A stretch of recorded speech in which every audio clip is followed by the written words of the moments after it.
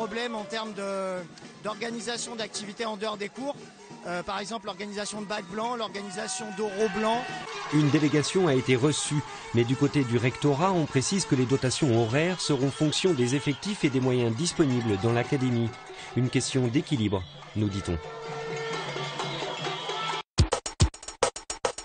Voici l'acte de naissance du plus ancien club de billard de l'Hexagone.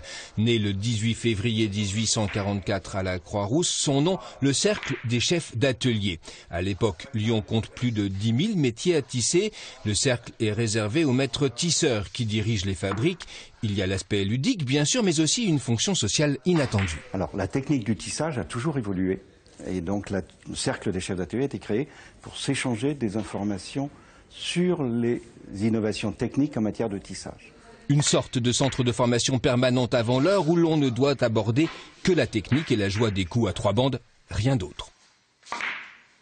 Les cercles étaient tolérés à la condition exclusive de ne pas héberger de débat politique. Et la première des réunions, c'est consigné dans le procès-verbal, les flics sont arrivés.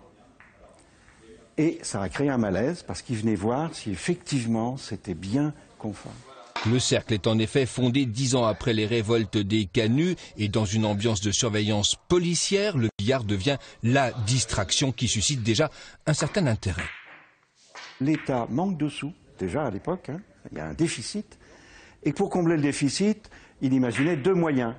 On taxe les chevaux parce qu'il y en a trop dans la ville et ça pollue.